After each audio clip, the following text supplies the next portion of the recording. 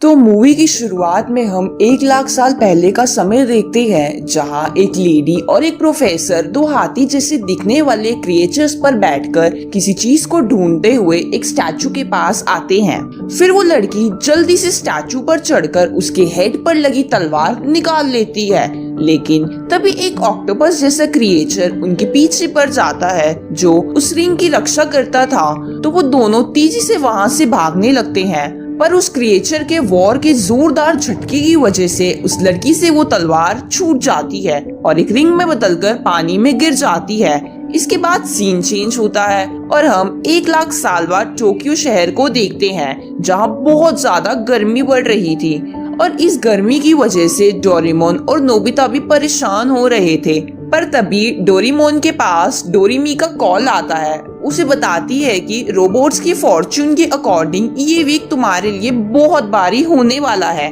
और तुम बर्फ में जमकर मर भी सकते हो। पर गर्मी की वजह से डोरेमोन उसकी बातों पर ध्यान नहीं देता और फोन काट देता है। इसके बाद डोरेमोन को गर्मी से बचने का एक आइडिया आता है कि क्यों ना वो एंटार्क्टिक चले, और फिर वो दोनों एनीवे डोर की मदद से एंटार्क्टिक चले जाते हैं, जहां उन दोनों को एक बड़ा सा आइसबर्ग मिलता है, जिसे देखकर डोरेमोन जल्दी से बर्फ खाने के लिए उस आइसबर्ग को तोड़ने लगता है। तो नोबिता उससे एनीवे डोर मांगता है ताकि वो घर जाकर बैठने के लिए चेयर ला सके, पर इसके लिए डोरेमोन अपनी पॉकेट से एक गैजेट निकालता है जिससे वो बर्फ को कोई भी शेप दे सकता था। फिर डोरेमोन अपने गैजेट की मदद से बर्फ का एक सोफा बनाता है और इसके बाद अपनी पॉकेट से एक स्प्रे निकालकर उस सोफे पर छिड़कने लगता है ताकि वो सोफा सॉफ्ट हो जाए। फिर वो दोनों अपने अपने सोफे पर बैठकर ठंडी ठंडी हवा और बर्फ के मजे लेते हैं। तभी नोबिता को आइडिया आता है कि ये आइसबर्ग इतना बड़ा है तो हमें इस पर अम्यूजमेंट पार्क बनाना चाहिए जिसमें सारी चीजें बर्फ की हो।